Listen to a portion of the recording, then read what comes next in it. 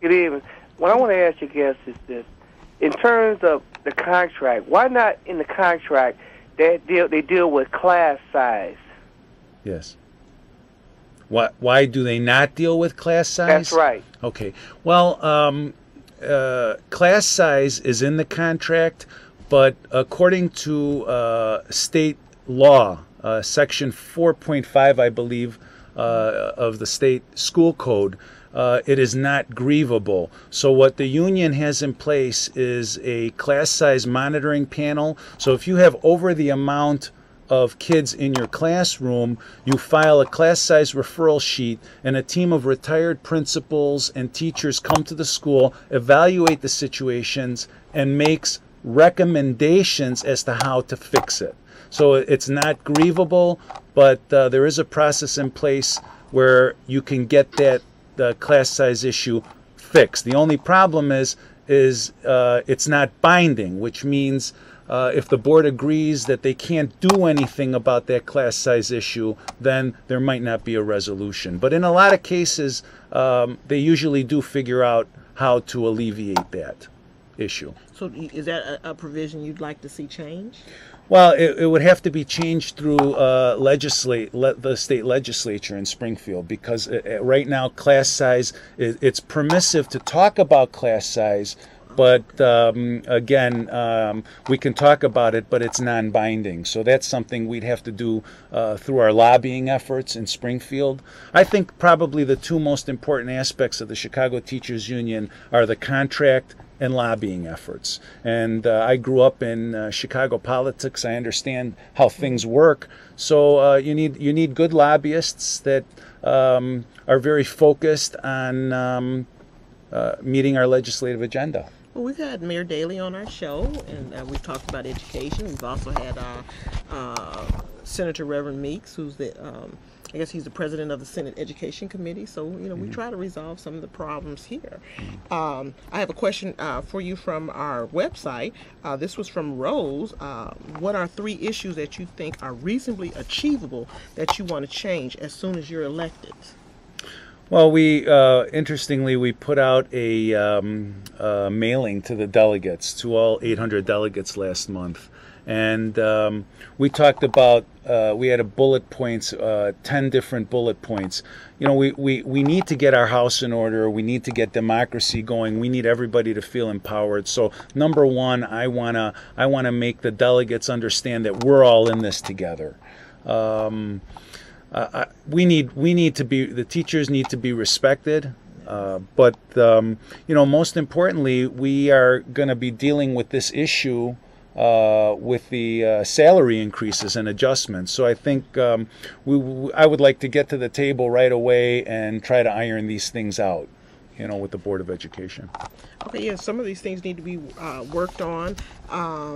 So what do you think might be the most difficult? I know you talked about the contract. I went to a pension board meeting, and even the money has been cut to the pension board for teachers. So for teachers' pension, so it's a lot that's going on. So. Well, that's related to the legislative issues again. That's why it's so important to have the right lobbyists down there on top of these legislators, trying to find out exactly what is their motive for doing these things. I mean, obviously the motive is money, and they feel that the Chicago Teachers Pension Fund is well funded, but that's not the point. I mean, there's a history that goes back. They're only funding it at a lower percentage than the other school districts in the state. I mean, it seems like Chicago is punished for being the largest district. Well, a lot of things changed in 1995. There used to be a restricted tax levies that the board had to follow. In fact, what's interesting is I was a playground teacher back then during the 1995 Reform Act, and we had a tax levy that funded evening programs and activities for kids in over 60 playgrounds.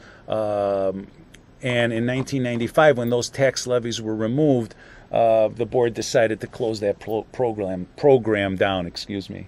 Yeah. Okay. And that was just one of what I believe was a dozen different restricted tax levies, including one that required money to go to the pension fund to keep it funded. Now we have Arnie Duncan, who was our former school superintendent, running around the country as Secretary of Education, saying that we need to use the turnaround model in the schools. And now we're asking for something different with the S.E.A. caucus. And what would that be? Well, you know, we at the School Employee Alliance believe that if the board is going to close schools, that they can achieve their goals through the turnaround model.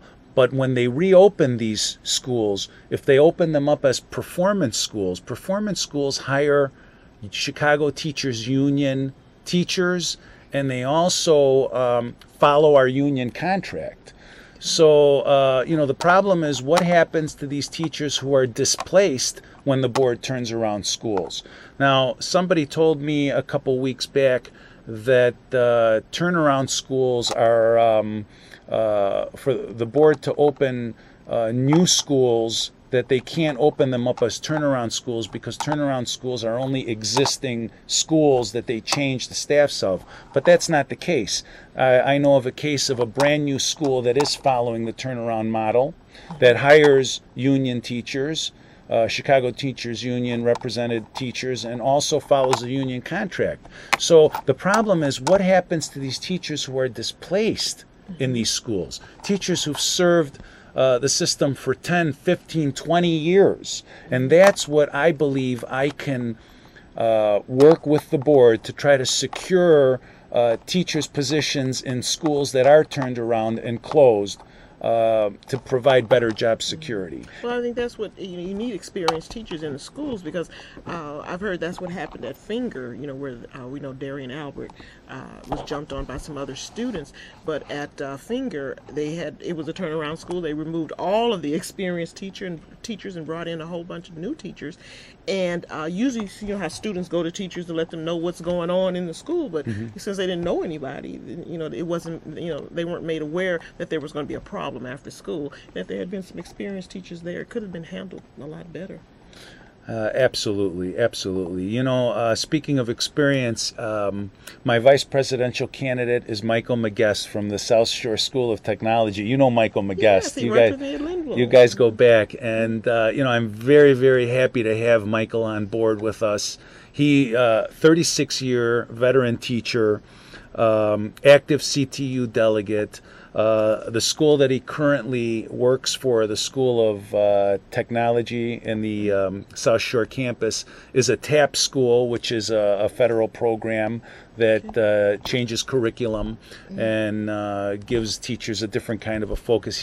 He's got the years. He's got the gentleman has a Type 75 certificate. He's a trained administrator. I also have a payroll expert on my ticket. Her name is Belen Alcocer, and Belen is a school clerk who has served as a PSRP delegate for 18 years.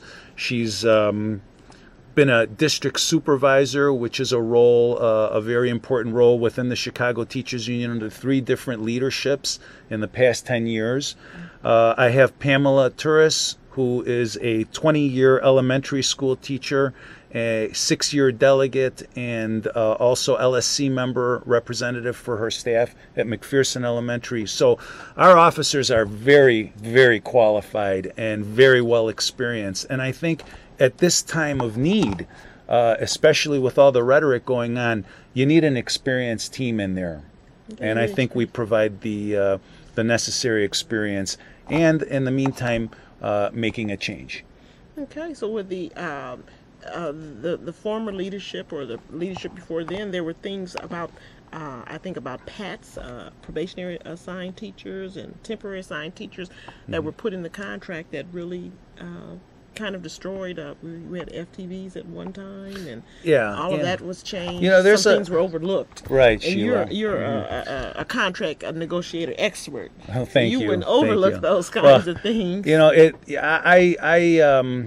I believed that my last 5 years has qualified me to run for this position. There's no doubt about that.